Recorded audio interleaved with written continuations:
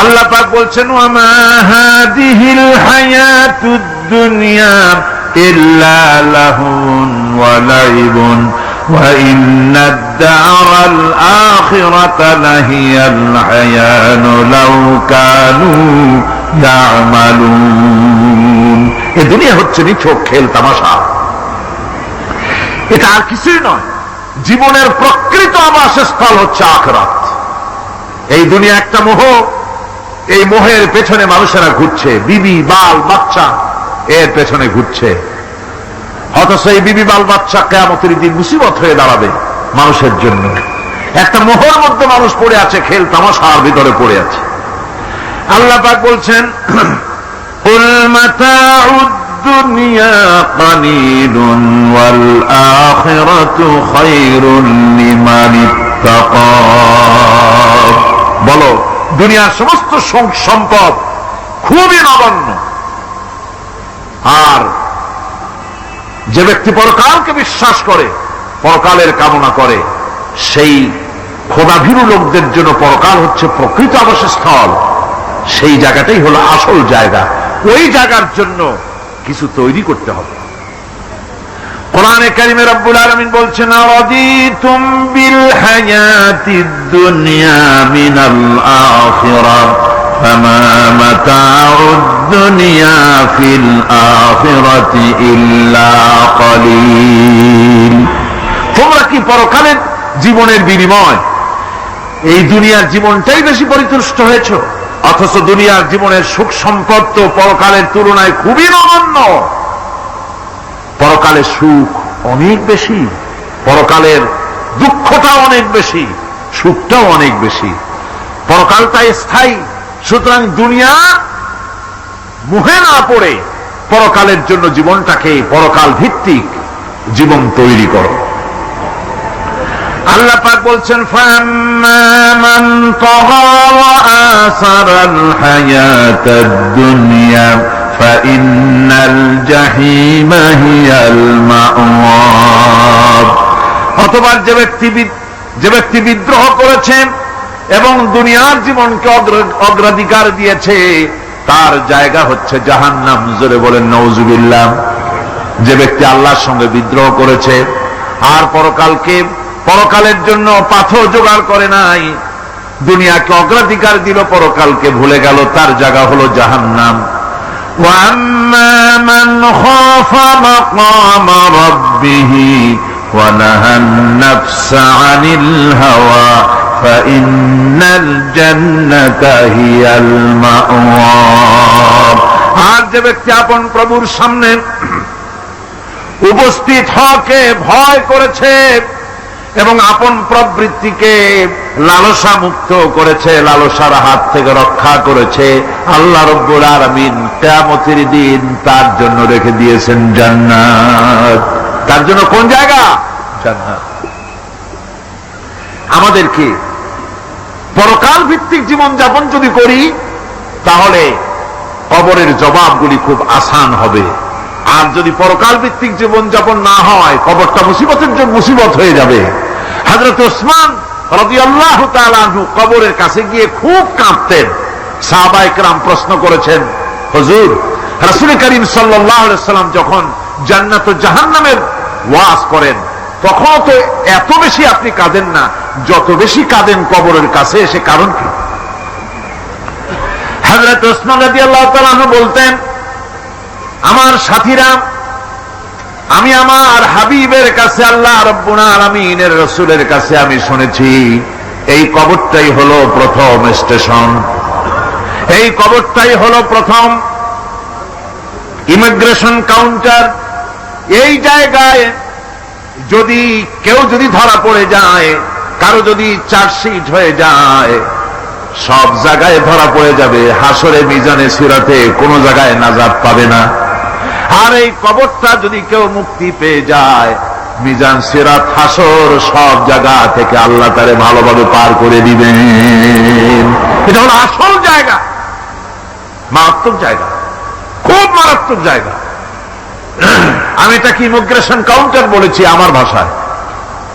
Immigration counter যারা বিদেশ ভ্রমণ করেছেন তারা জানেন, লন্ডন যাবেন, আমেরিকা যাবেন, সৌদি আরব যাবেন, যে কোনো বিদেশে যাবেন, গেলেই পাসপোর্ট তারা দেখবে। পাসপোর্টে আপনার ন্যাশনালিটি কোনটা সেটাই তারা জানতে চাইবে। আপনি কোন দল করেন এটা তারা জানতে চাইবে না। আপনি কোন ভাষায় কথা বলেন তাও তাদের জানার দরকার নাই। প্রথমেই তারা আপনার ন্যাশনালিটি দেখবে, আপনার আইডেন্টিটি কি তারা জানতে চাইবে। তারপরে যদি স্যাটিসফ্যাক্টরি হয় আপনাকে ভিসা দিয়ে ভেতরে ঢুকবার ব্যবস্থা করে দেবে। আর যদি তারা স্যাটিসফাইড না হয় তাহলে আপনাকে মেহমানখানায় ঢুকানো হবে গ্রেফতার করে। কবর হচ্ছে এ ধরনের একটি ইমিগ্রেশন কাউন্টার। কবরের ভিতরে মানুষ যখনই রাখা হবে সঙ্গে সঙ্গে দুজন ফেরেশতা আসবে। কবরের কাছে যারা এসেছিল দাফন হয়ে যাওয়ার পর এই লোকগুলি 40 কদম যেতে যতক্ষণ লাগে এর মধ্যেই দুজন ফেরেশতা এসে যাবে। এসে জিজ্ঞেস করবে, মান রব্বুকা, তুমি কোন দল করতে? ওটা তাদের জানার দরকার নাই। চাকরি কিসে করতেন ওটা জানার দরকার নাই। ব্যবসা করতেন না চাকরি করতেন প্রয়োজন নাই। প্রথমেই জিজ্ঞাসা করা হবে ন্যাশনালিটি, প্রথমেই জিজ্ঞাসা করা হবে তার ন্যাশনালিটি সম্পর্কে, তার আইডেন্টিটিটা কি, এবং সেটাকে সত্যায়িত করার জন্য, বোঝার জন্য 3টি প্রশ্ন। প্রথম প্রশ্ন, মান রব্বুকা ওয়া মা দীনুকা ওয়া মান নবিয়ুকা, তোমার রব কে, তোমার দিন কি, তোমার নবী কে। যদি এই ব্যক্তি বেঈমান হয়, মুনাফিক হয়, সে বলবে হায় হাতা লা আদরি, হায় হাতা লা আদরি, জানি না আমার রবকে, আমি জানি না। তোমার দিন কি, দিন কারে কয় বুঝি না।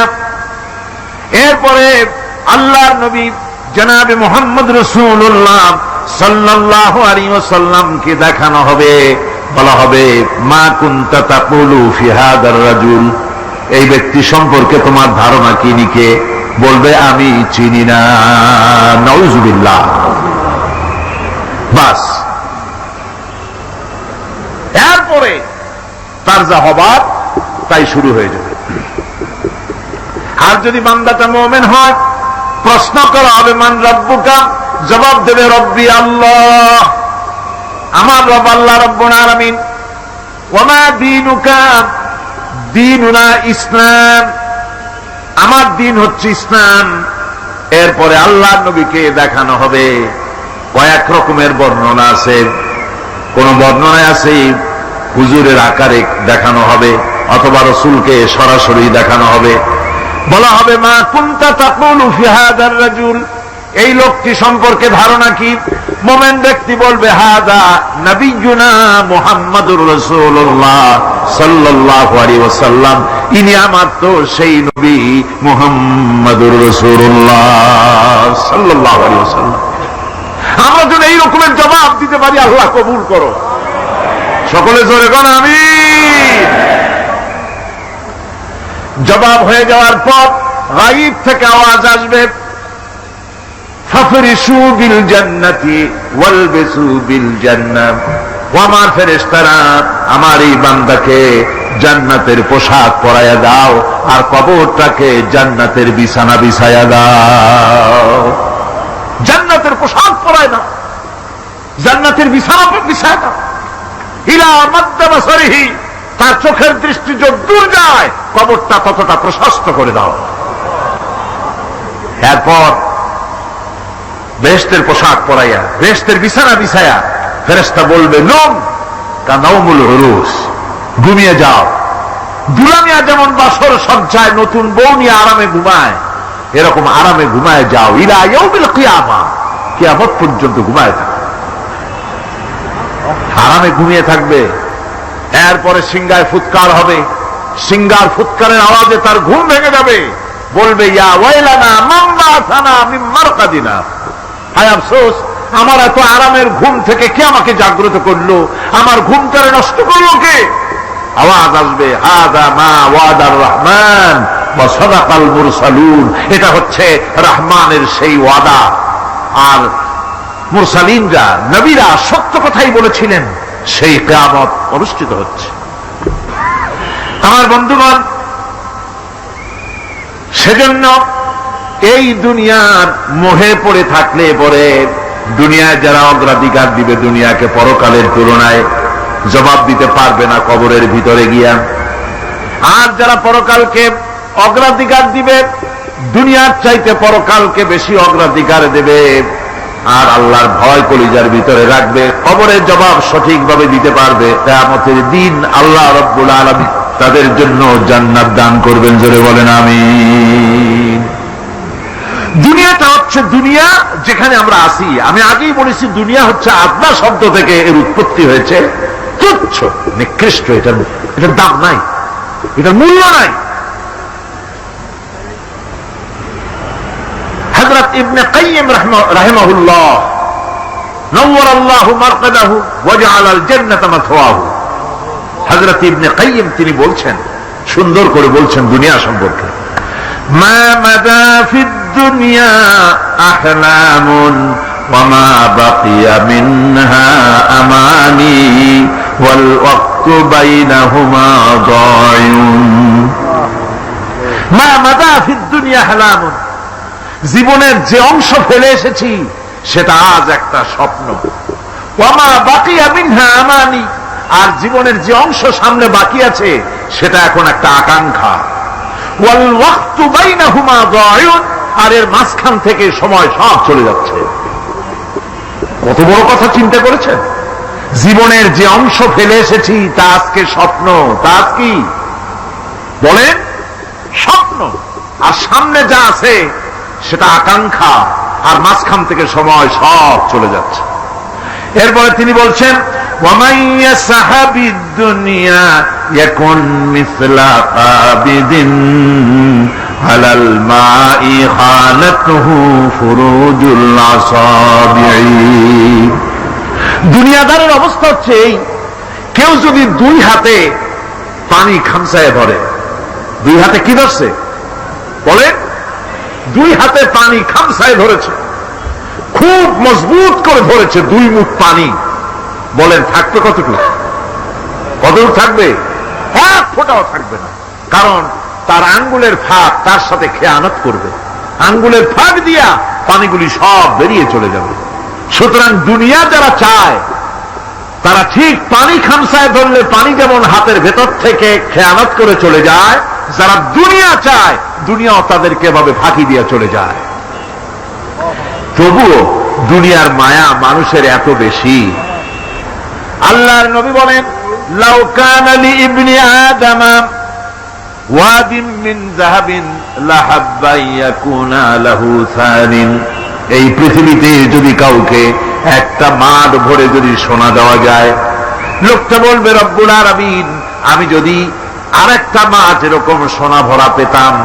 দ্বিতীয় আরেকটা মাঠ দেওয়া হলে আবার বলবে যদি তৃতীয় আরেকটা মাঠ সোনা ভরে যদি পেতাম। নবীজি বলেন, ওয়ালা ইয়ামলাউ জাওফু ইবনু আদামা ইল্লা তুরাব। মানুষের পেট 3.5 হাত মাটি ছাড়া, কবরের মাটি ছাড়া মানুষের পেট ভরবে না।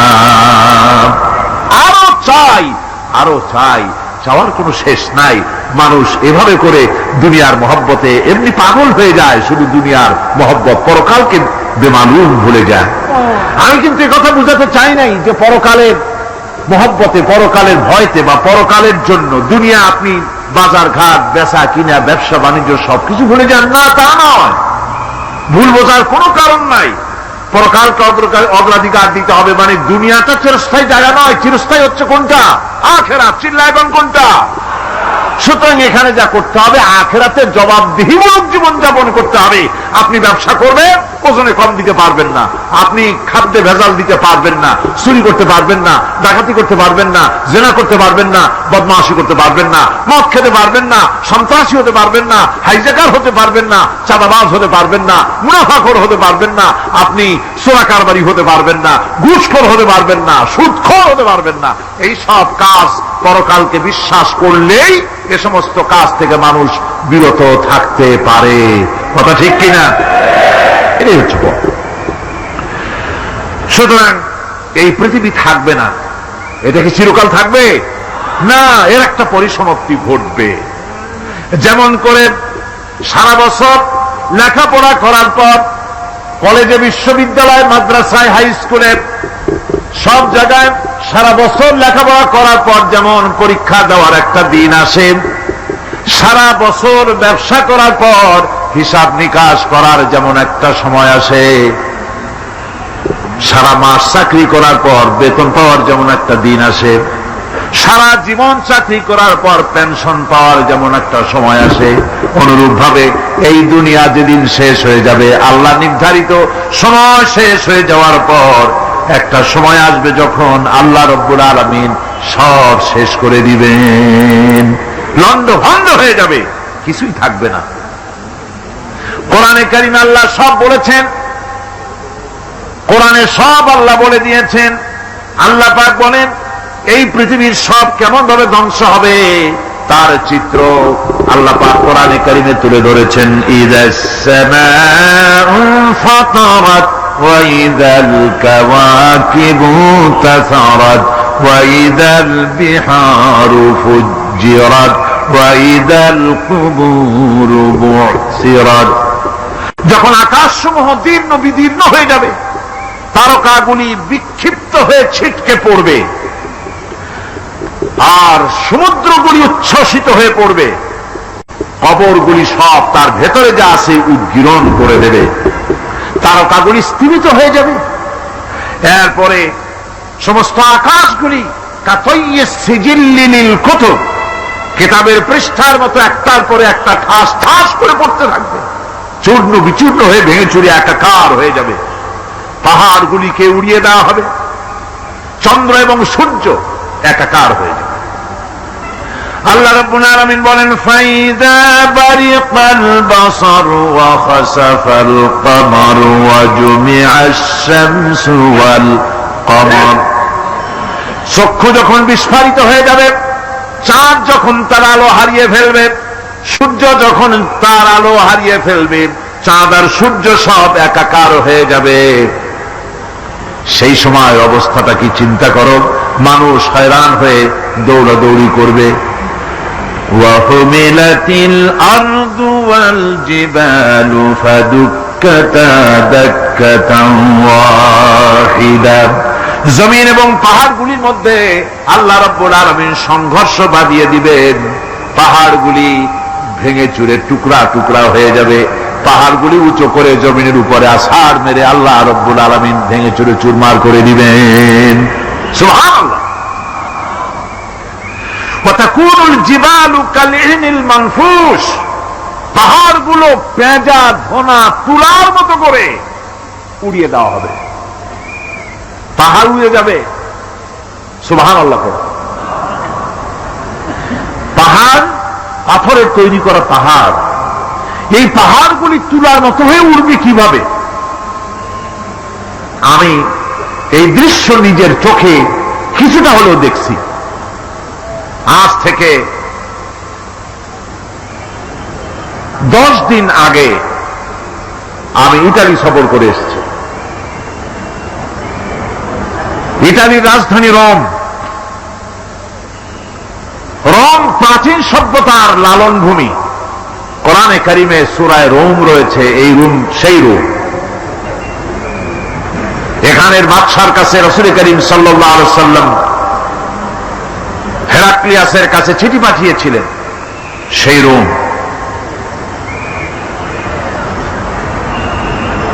12 থেকে 15 হাজারের মতো বাংলাদেশি মুসলমান সেখানে আছে। জুমার দিন, যেদিন আমি গেলাম তার পরের দিনই জুমা ছিল, জুমার নামাজ পড়লাম ভ্যাটিকানের কাছেই বিশাল মসজিদ, ইউরোপের ভিতরে সবচেয়ে বড় মসজিদ এটা। রোম ইসলামের দুশমনদের রাজধানী। সেইখানে যখন আযান হচ্ছে আশহাদু আন্না মুহাম্মাদার রাসূলুল্লাহ, আমার অনুভূতির কথা আপনাদেরকে বোঝাতে পারবো না, কি অনুভূতির সৃষ্টি হয়েছে আমার ভেতরে। ভ্যাটিকানের পোপ এক পাশে, কিছু দূরেই ভ্যাটিকান, ওটা হচ্ছে গোটা পৃথিবীর সমস্ত খ্রিস্টানদের কাবা, ভ্যাটিকান।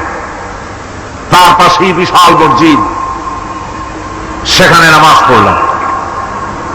চিন্তার ভেতরে আসলো আল্লাহ রাব্বুল আলামিন তার হাবিবের নাম, তার তাওহীদ, তার রিসালাতকে কিভাবে বিশ্বময় ছড়িয়ে দিলেন। আবু জাহেল চাইছিল মুহাম্মদ সাল্লাল্লাহু আলাইহি ওয়াসাল্লামকে স্তব্ধ করে দেবে মক্কার জীবনেই। কত বদনাম, সাহের, কাহেন, কাযযাব, শায়ের, নাউযুবিল্লাহি মিন যালিক, কত গালাগালি করলো। আর আল্লাহ শুনালেন, হাবিব চিন্তার কোনো কারণ নাই, ওয়া রাফা'না লাকা যিকরাক, আমি আপনার প্রশংসা বিশ্বময় ছড়িয়ে দেব। সুবহানাল্লাহ। রোম প্রোগ্রাম শেষ করে আমাকে তারা নিয়ে গেল, যেটা আমি বলছি সফর কাহিনী শোনাবার সময়টা না, যেহেতু এর সঙ্গে প্রাসঙ্গিক সেজন্য বলছি। পাহাড় কেমনে তুলার মতো হয়ে উঠবে তার নজির দেখেছি। রোম শহর থেকে 300 মাইল দূরে, 300 কিলোমিটার দূরে নেপোলিয়ান বোনাপার্ট তার বাড়ি, এবং ওটা তার নামে একটা প্রভিন্স। ভূমধ্য সাগরের পারে ভিসুভিয়াস, পৃথিবীর সবচাইতে বড় আগ্নেয়গিরি। সেটা দেখাতে নিয়ে যাওয়া হলো আমাকে, যে পাহাড়টা পৃথিবীর মাটি থেকে তার চূড়া হচ্ছে 3 মাইল উঁচু। এর 2 মাইল গাড়িতে করে ঘুরে ঘুরে যাওয়া যায়, এরপর আর গাড়িতে যাওয়া যায় না, বাকিটুকুন যেতে হবে হেঁটে হেঁটে। পাহাড়ের উপরে অক্সিজেন কম, বেশ কষ্ট হচ্ছিল উঠতে। জীবনে প্রথম পাহাড়ে চড়েছি জাবালে নূর, রাসূল করিম সাল্লাল্লাহু আলাইহি সাল্লামের উপরে যেখানে ওহী হয়েছিল সর্বপ্রথম। পাহাড় চড়ার একটা অভিজ্ঞতা ওখান থেকে আমার কিছুটা হয়েছিল। খুব কষ্ট হলো বাকি 1 মাইল উঠতে। যখন ভিসুভিয়াসের একদম শীর্ষে চলে গেছি, সেখানে গিয়ে আমার সাথে 15-20 জন লোক ছিল। আমি নিজে আল্লাহু আকবার বলে আমার গলা থেকে আওয়াজ বেরিয়ে গেল। আমি দেখতে পেলাম ভিসুভিয়াসের শীর্ষে বিশাল গর্ত। আমার মনে হয় গর্তটা এই মাঠের 1/4 হবে। এই মাঠের 1/4 হবে গর্তটা। সেই গর্তটার গভীরতা হচ্ছে 1.5 কিলোমিটার। এইখান থেকে পাথরগুলি উত্থিত হয়েছে, আগ্নেয়গিরি পাথর আগুনে গলে লাভা হয়ে এগুলি পাহাড় বেয়ে উচ্চে পড়েছে, চতুর্দিকে 12 মাইল ছড়িয়ে গিয়েছে। আমার মনে পড়ল ওয়াকুদুহান নাস ওয়াল হিজারা, জাহান্নামের আগুনের ইন্ধন হবে মানুষ আর পাথর। আমি সেখানে সেজদায় পড়ে গিয়ে কান্নাম আর বললাম, আল্লাহ জাহান্নামের আগুন হারাম করে দিও আমাদের জন্য। পাথর কিভাবে গললো, গলে পাথরগুলি গলে পুড়ে চতুর্দিকে পড়েছে, আর ছিটকেছে, চতুর্দিকে ছিটকে পড়েছে।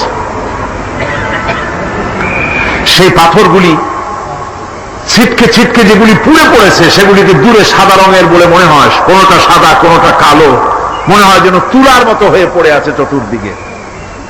1944 সনে তৃতীয়বারের মতো ভিসুভিয়াস অগ্নিগিরি যে অগ্নি উৎপাত করে, তাতে আশেপাশের 12 মাইল এলাকা এফেক্টেড হয়ে যায়।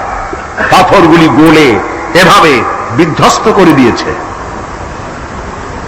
এখান থেকে এখানে জোহরের নামাজ, আসরের নামাজ আমরা পড়লাম, আল্লাহর কাছে খুব দোয়া করলাম। এখনো ধোঁয়া উঠতেছে, এখনো পাহাড়ের ফাটল দিয়ে ধোঁয়া উঠছে। একজন হাত দিয়ে আমাকে বলল যে খুব গরম লাগে ধোঁয়াগুলি।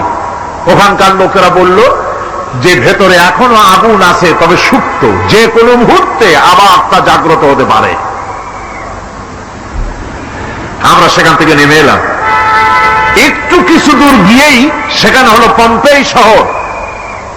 এই পম্পেই শহরটা হচ্ছে ঈসা আলাইহিস সালামের জন্মের 2000 বছর আগে এই শহর তৈরি হয়।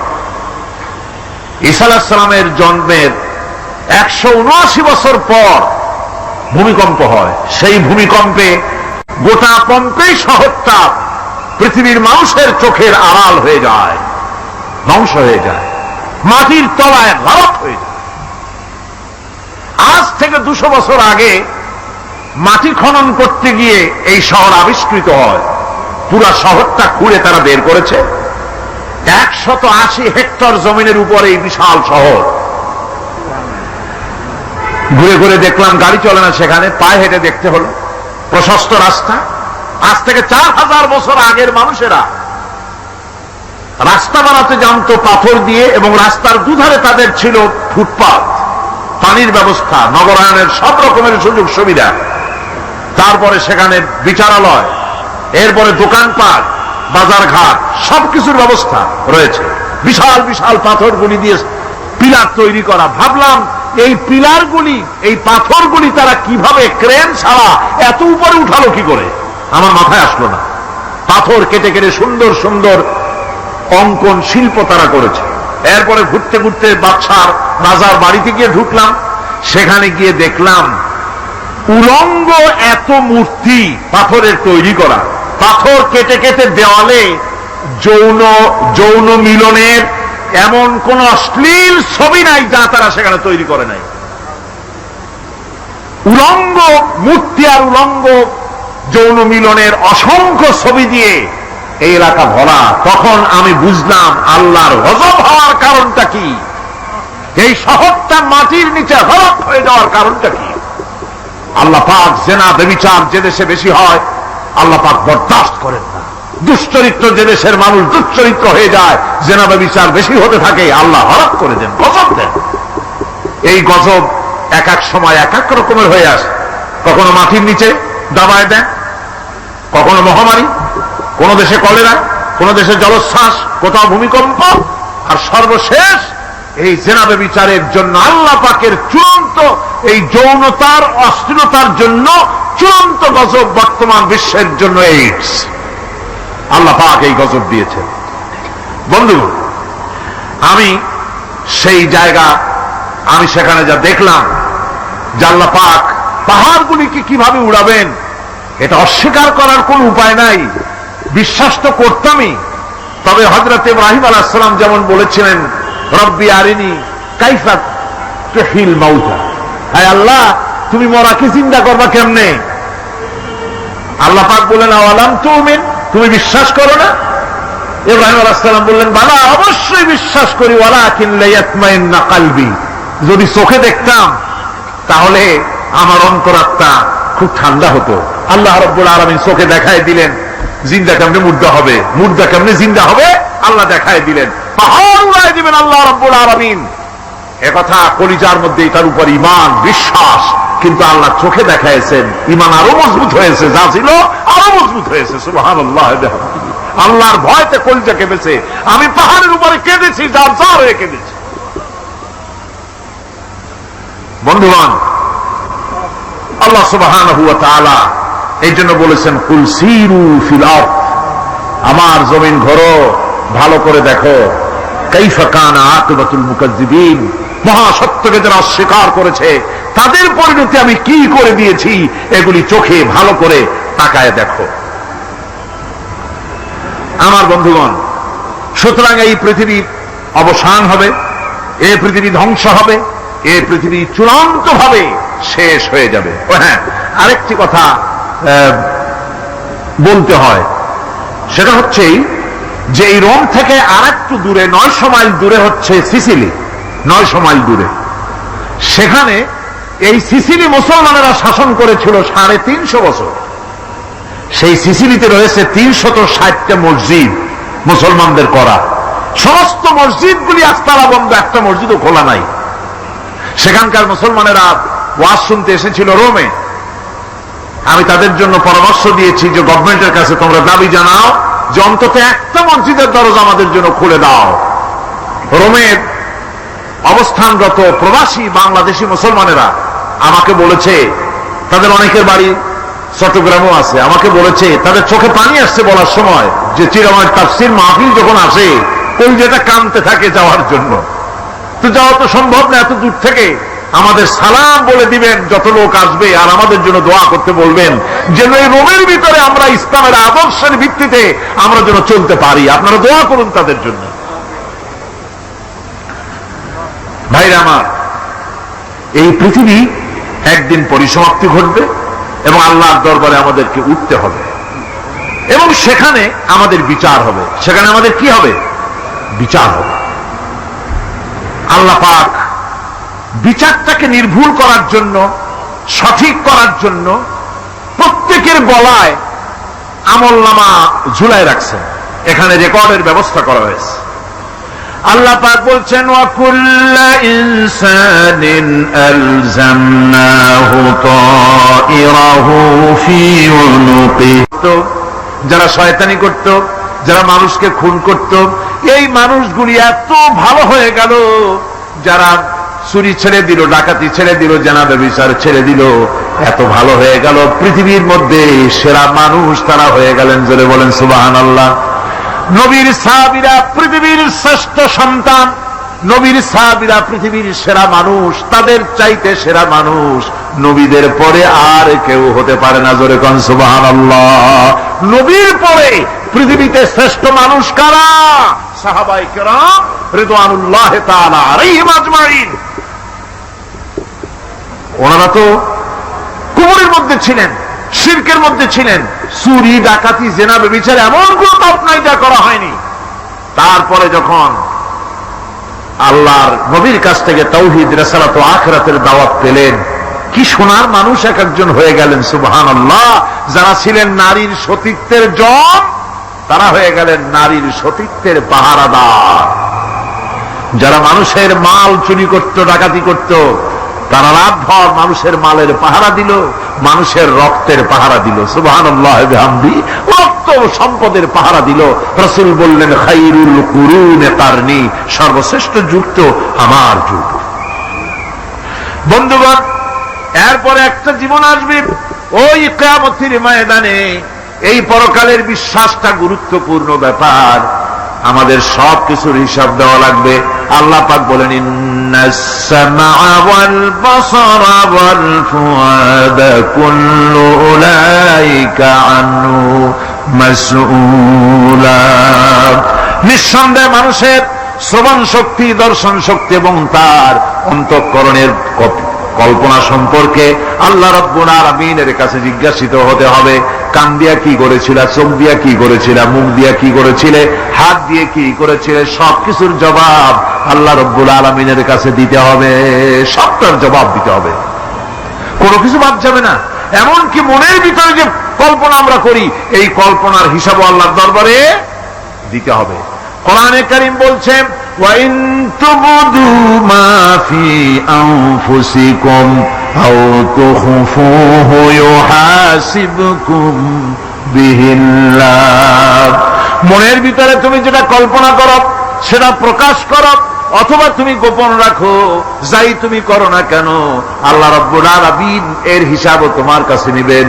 ফায়াগফিরু লিমান ইয়াশাউ ওয়া ইউআযিবু মান ইয়াশাউ ওয়াল্লাহু আলা কুল্লি শাইইন কাদির।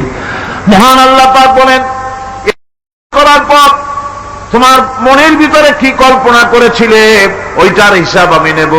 হিসাব নেওয়ার পর যারে খুশি ক্ষমা করে দেব, যাকে খুশি শাস্তি প্রদান করব। সবকিছুর উপরে আল্লাহ রাব্বুল আলামিন শক্তিমান, সব তিনি করতে পারেন, সমস্ত কুদরত রয়েছে তার। সুতরাং মানুষদেরকে, আল্লাহর বান্দাদেরকে বিশ্বাস করতে হবে যে আমার কোনো কথা বাদ যাবে না। কথাগুলি রেকর্ড হচ্ছে, কথা রেকর্ড হচ্ছে। আমি যে ওয়াজ করতেছি এই কথাগুলি রেকর্ড হচ্ছে নাকি হচ্ছে না? অনেক টেপ রেকর্ডার রেকর্ড হচ্ছে, অডিও ভিডিও হচ্ছে। আজ থেকে 50 বছর পর যদি এই রেকর্ড বাজানো হয়, আমাকে যদি বলা হয় যে আপনি অমুক জায়গায় অমুক কথা বলেছেন, আমি যদি বলি না আমি কথা বলি নাই, তারপরে যদি রেকর্ড বাজানো হয়, তাহলে আমি কথা যে বলি নাই যদি বলি, তাহলে এটা ধরা পড়বে না? সেখানে ধরা পড়বে না? তাহলে এই মানুষের কথা প্লাস্টিকের ফিতায় রেকর্ড করে 50 বছর, 100 বছর, 200 বছর, 500 বছর যদি প্লাস্টিকের ফিতায় এটাকে চলচ্চিত্র করে অথবা টেপ রেকর্ডারে করে যদি ধরে রাখা যায়, এই বুদ্ধিটা কে দিলেন কন্ত দেখি? সবাই কন্যা এই বুদ্ধিটা দিলেন কে? যে আল্লাহ রাব্বুল আলামিন মানুষের মাথায় বুদ্ধি দিলেন, যার দ্বারা সে মানুষের কথাবার্তা অ্যাক্টিভিটি সব ধরে রাখতে পারে। সে আল্লাহ রাব্বুল আলামিন বুঝি আপনার আমার কথা এবং আপনার আমার অ্যাক্টিভিটিস কে তিনি বুঝি ধরে রাখতে পারবেন না কিয়ামত পর্যন্ত? পারবেন কিনা? সেজন্য রব্বুল আলামিন বলেন, মা ইয়ালফিযু মিন কাওলিন ইল্লা লাদাইহি রাকীবুন আতীদ। সমস্ত কথা রেকর্ড হচ্ছে। সুবহানাল্লাহ কোন জোরে? সমস্ত কথা রেকর্ড হচ্ছে, একটা কথাও বাদ যাবে না। মুখ আছে বলেই কথা বলবেন তা না, হিসাব করে কথা বলতে হবে। গীবত গাওয়া যাবে না, মিথ্যা কথা বলা যাবে না, মিথ্যা ওয়াদা করা যাবে না। মিথ্যা ওয়াদার তো মৌসুম এসে গেছে। কি কোন বোঝেন কথা? হ্যাঁ, মিথ্যা ওয়াদার মৌসুম এসে গেছে। এখন মৌসুমে বাহার মিথ্যা বলার। কত সুন্দর সুন্দর ওয়াদা, সোনা দিয়ে রাস্তা বানায় দেব। অভুক্ত মানুষদের বলা হয় না খেয়ে মরবেন না, কিন্তু কি খেয়ে মরবে তাও কয় না। আমরা যদি যাইতে পারি তাহলে মটকির মতো রসগোল্লা বানাই দেব, গরুর গাড়ির চাকার মতো জিলাপি বানাই দেব। খাইতে গিয়ে হা করে শীত হয়ে থাকবে। কত রঙিন রঙিন কথা। মিথ্যা ওয়াদার সময় এসে গেছে। ভাইরা আমার, পরকাল যদি বিশ্বাস করে সেই ব্যক্তি কিছুতেই মুখ আছে বলেই যা খুশি বলবে না, পরনিন্দা করবে না, পরচর্চা করবে না। হাত আছে বলেই যা তা লিখবে না। ঘটনা হইল একটা, লিখলো আর একটা। কলম একটা আছে বলেই যা খুশি তা লেখা যায় না। মুখ আছে বলেই যা খুশি তা বলা যায় না। চোখ আছে বলেই যা খুশি তা দেখা যায় না। গরু খাওয়া জায়েজ করা হয়েছে বলে গরুর লেজ থেকে মাথা পর্যন্ত পাইকারি দরে সব খাওয়া যায় না। গরু খাওয়া হারাম না হালাল? হালাল। পাইকারি দরে লেজ থেকে মাথা পর্যন্ত সব খাওয়া হালাল না। ওর মধ্যে আল্লাহ কিছু হারাম রেখে দিছে, সেগুলোকে বাইসে খাইতে হবে। আল্লাহ দেখতে চান পাইকারি দরে জমের খাওয়া খাও না আমার হারামগুলি বাদ দিয়ে খাও, নিষেধ করাগুলি বাদ দিয়ে খাও। মুখ আছে বলেই যা খুশি তা বলা যাবে না। কান আছে বলেই যা খুশি তা শোনা যাবে না। চোখ আছে বলেই যা খুশি তা দেখা যাবে না। হাত পা আছে বলেই যা খুশি তা করা যাবে না। সবটার পেছনে আল্লাহ রাব্বুল আলামিনকে ভয় করা লাগবে। মহান আল্লাহ রাব্বুল আলামিন বলে, বান্দারে তোমার সমস্ত কার্যাবলী এমনকি তোমার চাহনিটা পর্যন্ত কার দিকে কি নিয়তে তাকায়ছো কেউ জানে না, আমি আল্লাহ রাব্বুল আলামিন জানি। وَيَعْلَمُ خَائِنَةَ الْأَعْيُنِ وَمَا تُخْفِي الصُّدُورُ।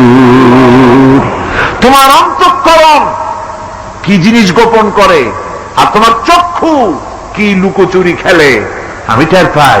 সুবহানাল্লাহ বিহামদি। চশমার ফাঁক দিয়া কি দেখো, কানে দেখো, কি নজরে দেখো, সানগ্লাস পরিয়া কেউ ঠিক পায় না, আমি ঠিক পাই। সুবহানাল্লাহ, জোরে কোন সুবহানাল্লাহ। সুতরাং চোখের নজরের হিসাব হবে, হাতের কাজের হিসাব হবে, পায়ের চলার হিসাব হবে, আপনার বলার হিসাব হবে, মুখে যা বলেছেন, যা করেছেন, হাত পাও দিয়ে যা করেছেন, সবকিছুর হিসাব হবে কিয়ামতের দিন। আল্লাহর দরবারে সবকিছু উপস্থিত হবে, কোন জিনিস বাদ পড়বে না।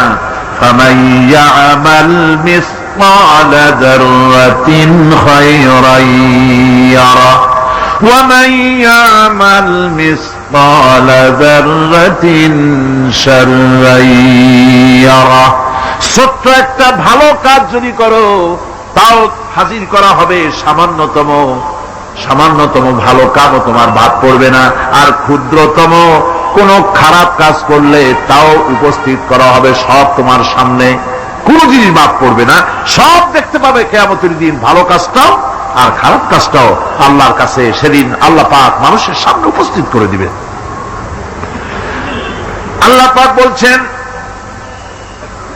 সেদিন এই জমিন তার ভিতরে যা লুক্কায়িত ছিল জমিন সব বের করে দেবে। কান্নাহুম জারাদুম মুনতাশির। টিড্ডি, ফড়িংগুলি, পোকাগুলি মাটির থেকে যেমন বেরোয়, এ মাটির ভিতরে যা আছে কিয়ামতের দিন সব মাটি বের করে দেবে। ইযা যুলজিলাতিল আরদু জিলজালাহা ওয়া আখরাজাতিল আরদু আসকালাহা ওয়া ক্বালাল ইনসানু মা লাহা। এই জমিনকে ঝাঁকি মারা হবে প্রবল এক ঝাঁকুনি, প্রবল এক ঝাঁকুনিতে এই পৃথিবীর মধ্যে যা কিছু আছে সব বেরিয়ে যাবে। সুবহানাল্লাহ কইতে ইচ্ছা করে না মিয়ারা? এক ঝাঁকুনিতে পৃথিবী সব বের করে দেবে।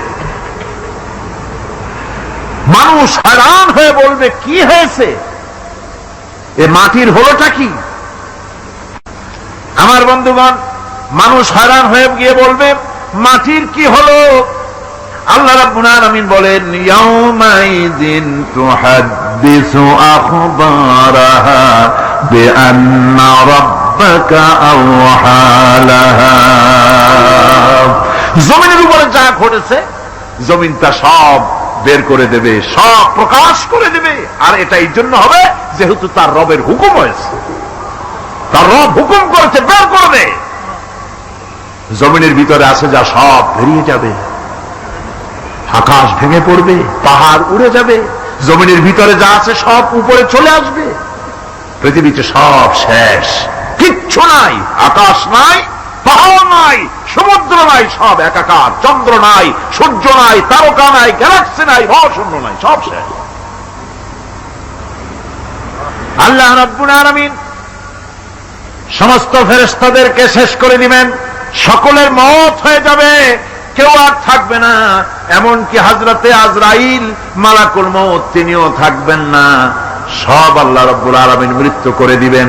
এরপরে আল্লাহ রাব্বুল আলামিন একা তিনি বলবেন ইয়া দুনিয়া, ইয়া দুনিয়া আইনা আনহারুকি, এ পৃথিবী তোর সেই সমুদ্রগুলো কোথায়, নদীগুলি কোথায়? ইয়া দুনিয়া আইনা আশজারুকি, হে দুনিয়া তোমার গাছগুলি কোথায়? এত বন বনানি, এত গাছ ছিল। ইয়া দুনিয়া আইনা জিবালুকি, হে পৃথিবী তোর জমিনে যত পাহাড় ছিল পাহাড়গুলি কই? যত স্বৈরাচার ছিল জমিনের উপরে, যারা স্বৈরাচারী মনোবৃত্তি নিয়ে মানুষ ধ্বংস করেছে, দেশ ধ্বংস করেছে, মায়ের বুক খালি করেছে, ওই স্বৈরাচারগুলি কই? কোনো জবাব নাই। আল্লাহ পাক এর পরে বলবেন লিমানিল মুলকুল ইয়াউম, কার রাজত্ব? আজকে রাজত্বটা কার? আল্লাহ তিনবার আওয়াজ দিবেন, আজকে রাজত্ব কার? আল্লাহ পাক যখন তিনবার করে ডাক দিবেন, কোন জবাব নাই, কোন জবাব নাই। কে জবাব দেবে? আল্লাহ রাব্বুল আলামিনের সামনে কার ক্ষমতা আছে কথা বলার? কেউ তো নাই, সব শেষ। আল্লাহ পাক বলবেন লিল্লাহিল ওয়াহিদুল কাহ্হার, একমাত্র পরাক্রমশালী আল্লাহ রাব্বুল আলামিনের রাজত্ব আজ। সেই হাসরের মাঠে আমাদের সকলকে উপস্থিত হয়ে যেতে হবে। কেউ আমরা এখান থেকে বাঁচতে পারবো না, সবাইকে উঠতে হবে। অপরাধীরা সেখানে অসহায় হয়ে যাবে, অপরাধীরা অসহায় হয়ে যাবে। আল্লাহ পাক বলেন ফাইযা জাআতিস সাখাতু ইয়াওমা ইয়াফিরুল মারউ মিন আখিহি ওয়া উম্মিহি ওয়া আবিহি ওয়া সাহিবাতিহি ওয়া বানিহি, অবশেষে যখন কান ফাটানো আওয়াজ আসবে, এই আওয়াজ সেদিন মানুষ নিজের মা বাপ ভাই বোন সব থেকে বিচ্ছিন্ন হয়ে যাবে, সব একের থেকে আরেকজন পালায় যাবে, হারায় যাবে, কেউ কাউকে আর খুঁজে পাবে না। সেদিন ওই কিয়ামতের মাঠে বিভীষিকাময় দৃশ্য, মানুষ হয়রান হয়ে যাবে। মাথার এক হাত অথবা অর্ধ মাইল অথবা এক বিগত এতটুকুন উপরে ওই প্রকাণ্ড সূর্যটার তাপ আসবে, গুনাহগারের মাথার চান্দি ফেটে গিয়া মগজগুলি গলে গলে নাক কান দিয়ে বের পড়তে লাগবে, জিহ্বাটা কুকুরের মতো ঝুলে নাভি স্থল পর্যন্ত পড়ে যাবে, মাটিটা সূর্যের উত্তাপে তামার মতো গরম হয়ে যাবে, সারা হাসর জুড়ে আওয়াজ হবে পানি পানি পানি। মানুষেরা হয়রান হয়ে যাবে সে হাসরের ময়দানে। এই চরম কষ্টের ভিতরে আল্লাহ রাব্বুল আলামিন বলেন সেদিন দুটো ভাগ হয়ে যাবে। একদল মানুষের চেহারা আলোয় ঝলমল হয়ে যাবে, আর একদল মানুষের চেহারাগুলি কালো হয়ে যাবে। উজুহু ইয়াওমাইযিন মুসফিরাতুন দাহিকাতুন মুস্তাবশিরা ওয়া উজুহু ইয়াওমাইযিন আলাইহা গাবারা। আল্লাহ পাক বলেন এক শ্রেণীর মানুষের চেহারা হাস্যোজ্জ্বল ঝলমলে হয়ে যাবে, আর এক শ্রেণীর মানুষের চেহারাগুলি কালো হয়ে যাবে। তারহাকুহা কাতারা উলাইকা হুমুল কাফারাতুল ফাজারা। হাস্যোজ্জ্বল, স্বচ্ছন্দপূর্ণ, সুন্দর, উজ্জ্বল ঝলমলে চেহারা হবে ঈমান আনার কারণে, পরকালকে বিশ্বাস করার কারণে, আল্লাহ এবং রসুলের কথা অনুযায়ী জীবন যাপনের কারণে চেহারাটা উজ্জ্বল হয়ে যাবে। আর আল্লাহর নাফরমানি, রসুলের নাফরমানি, পরকালকে অস্বীকার করার কারণে কাফের গুলির চেহারা, মুনাফিক গুলির চেহারা কালো হয়ে যাবে। তাদেরকে আলাদা করে দেওয়া হবে। ওয়ামতাজুল ইয়াওমা আইয়ুহাল মুজরিমুন, মুজরিমদেরকে আলাদা করে দেওয়া হবে, দুইটা ভাগ হয়ে যাবে। এই চরম অবস্থা সৃষ্টি হবে কিয়ামতের ময়দানে। সেদিন রাসূল করিম সাল্লাল্লাহু আলাইহি ওয়াসাল্লাম উম্মতের জন্য সুপারিশ করবেন। সেই সুপারিশ যেন আমাদের করতে পারেন সেজন্য আমাদেরকে তৈরি করতে হবে, সে ধরনের যোগ্য আমাদেরকে বানাতে হবে। বন্ধুগণ, এই পরকালীন জীবন, এর সম্ভাবনা, এটা যে হবে এবং সেই পরকালে আমাদের সকলকে যে উঠতে হবে, কিয়ামতে আল্লাহর কাছে জীবনের সবকিছুর জবাবদিহি করতে হবে, এই ভীতি সৃষ্টি করতে চায় আল্লাহ পাক মানুষের ভেতরে। আল্লাহ পাকের চাইতে মানুষের কল্যাণকামী আর কেউ আছে? চিল্লায় কোন আল্লাহর চাইতে, বিশ্ববাসীর সৃষ্টি জগতের কল্যাণকামী আল্লাহর চাইতে, রাসূলের চাইতে বেশি কেউ কি আছে? সে আল্লাহ পাক সব বলে দিলেন, ওপেন সিক্রেট করে দিলেন, সব গোপন ফাঁস করে দিলেন। কেমনে বিচার হবে, কেমনে কিয়ামত অনুষ্ঠিত হবে, কেমনে কি হবে, সব খুলে খুলে আল্লাহ পাক বলে দিলেন আমাদেরকে ভালো হওয়ার জন্য। কোরআনে কারীম বলছে লাইসাল বিররা আন তুওয়াল্লু ওয়ুজুহাকুম কিবালাল মাশরিকি ওয়াল মাগরিব। পূর্ব পশ্চিমে মাথা ঘুরানো, সার নত করা, মাথা ঘুরানো, মুখ ঘুরানো, এটাই কিন্তু সৎ কাজ এবং পুণ্যবান হওয়ার, সৎ কাজ করার, নেককার হওয়ার জন্য যথেষ্ট নয়, বরং ওয়ালাকিন্নাল বিররা মান আমানা বিল্লাহি ওয়াল ইয়াউমিল আখির। প্রকৃতপক্ষে সৎকারী মুমিন, ভালো কাজ করা, প্রকৃত মুমিন, সত্যিকারের ভালো মানুষ, সত্যিকারের ইমানদার হওয়ার জন্য 10টি কাজ লাগবে। কয়টি কাজ? 10টি কাজ লাগবে। সেই 10টি কাজের একটি কাজ গত বছর আপনাদের খেদমতে আরজ করা হয়েছে, 2টি বলা হয়েছে, বাকি আজকে বললাম আরেকটা, হয়ে গেল 3টা। বাকি আছে কয়টা? 7টা বাকি আছে, আরো 7টা। পরকাল ভিত্তিক জীবনযাপন যদি করতে পারি তাহলে আমরা হব দুনিয়ার শ্রেষ্ঠ মানুষ। কোন আলহামদুলিল্লাহ। আমার দেশ, আমার জাতি, আমার school, college, university, secretariat, cantonment, রান্নাঘর থেকে শুরু করে বঙ্গভবন, দেশের সর্বত্র মানুষের ভেতরে যদি পরকালের জবাবদেহিমূলক জীবনযাত্রার অনুভূতি সৃষ্টি করে দেওয়া যায়, কিয়ামত আছে আর জবাব দিতে হবে আল্লাহর দরবারে। এই পরকালকে এভাবে বিশ্বাস করতে পারলে, ওইভাবে জীবন গড়তে পারলে দেশ সুখী হবে, সমৃদ্ধশালী হবে, বিপদ দূরীভূত হবে, অন্ধকারের আমানিশা দূর হয়ে গিয়ে পৃথিবীতে আবার সুন্দর সূর্য উদিত হবে, ইসলামের নতুন বার্তা নিয়ে পৃথিবীতে শান্তি আসবে, সুখ আসবে, সমৃদ্ধি আসবে, স্বাধীনতা টিকবে, সার্বভৌমত্ব টিকবে, দেশ এক সুখী সমৃদ্ধশালী সুন্দর দেশে পরিণত হবে, বাংলাদেশ হবে পৃথিবীর একটা আদর্শ দেশে পরিণত হয়ে যাবে। যদি এই কথাগুলি আমরা বিশ্বাস করি আর আমল করে চলতে পারি, আল্লাহ পাক যেন সে তৌফিক আমাদের দেন। সকলে বলি আমিন, সকলে কোন আমিন। মুনাজাত হবে দাঁড়ানো ভাইরা বসে, মুনাজাত হবে দাঁড়ানো ভাইরা, সকলে বসে। আল্লাহুম্মা ربنا ظلمنا أنفسنا وإن لم تغفر لنا وترحمنا لنكونن من الخاسرين ربنا لا تزغ قلوبنا بعد إذ هديتنا وهب لنا من لدنك رحمة إنك أنت الوهاب আয় আল্লাহ তাআলা, হাজার হাজার মুসলমান নরনারী দীর্ঘক্ষণ ধরে তোমার কোরআনে কারিমের আলোচনা শুনেছি, দরুদ ও সালাম পড়েছি, জিকির আজগার করেছি। মেহেরবানি করে সওয়াবটুকুন জনাবে মুহাম্মদুর রাসূলুল্লাহ সাল্লাল্লাহু আলাইহি ওয়াসাল্লামের রূহ মুবারকে পৌঁছায় দাও।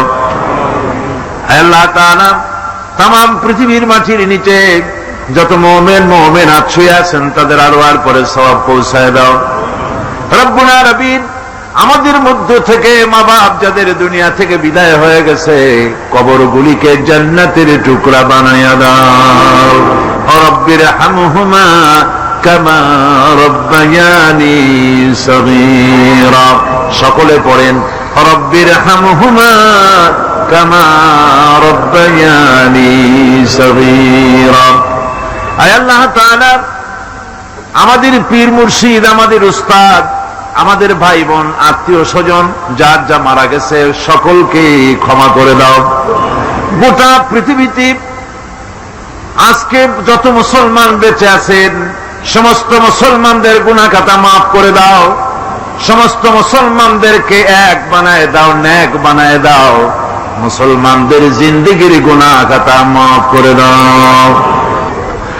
রব্বানা تقبل منا إنك أنت السميع العليم وتب علينا إنك أنت التواب الرحيم سبحان ربك رب العزة عما يصفون وسلام على المرسلين الحمد لله رب العالمين واجعل آخر كلمة عند الموت لا إله إلا الله মুহাম্মাদুর রাসূলুল্লাহ।